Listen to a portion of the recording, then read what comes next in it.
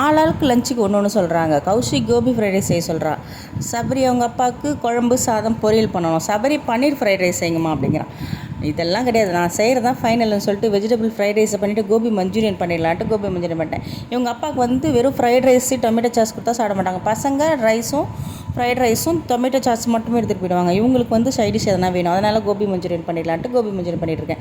Gopi Manchurian அவ்வளோ டேஸ்ட்டாக இருந்தது. எண்ணெய் ஊற்றிட்டு பூண்டு பொடியாக கட் பண்ணி போட்டுட்டு வெங்காயம் போட்டுட்டு குடமிளகா போட்டு சோயா சாஸ் டொமேட்டோ சாஸ் கொஞ்சம் சுகர் பொரிச்சு வச்ச காலிஃப்ளவர் எல்லாம் போட்டு மிக்ஸ் பண்ணி எடுத்தால் கோபி மஞ்சூரியன் ரெடி. சூப்பராக அந்த சபரியோட கிளாஸில் எல்லாருமே ரெஸ்டாரண்ட்டில் வாங்கிட்டு வந்து நீ பொய் சொல்கிறவங்க அம்மா சொல்கிறேன்னு சொல்லிட்டு சொன்னாங்களாம். சபரி எங்கள் மாமியா மேலே சத்தியமே எங்கள் அம்மா தாண்டா செஞ்சாங்கன்னு சத்தியம் பண்ணாத குறையாக அவன் சொல்லியிருக்கான். எப்போவுமே வெள்ளிக்கிழமை சாம்பார் வைப்போம். நேற்று வந்து ஃப்ரைட் ரைஸ் பண்ணிட்டேன்னா வெள்ளிக்கிழமை அதுவும் வந்து பக்கத்தில் வந்து ஒரு கோயிலில் திருவிழா, அதுக்காக போயிருந்தோம். பீரோவில் கிடக்கிற புடவையெல்லாம் சும்மா ஏன் கிடப்பானேன்னு இந்த பிஸ்தா கிரீன் சாரி எடுத்து 6 வருஷம் ஆச்சு. இப்போல்லாம் ஃப்ரைடேனா புடவை தான் கட்டுறது. கட்டிட்டு கோயிலுக்கு போயிட்டு வந்து இந்த கொடுக்குற பிரசாதத்தை விடுவோமா.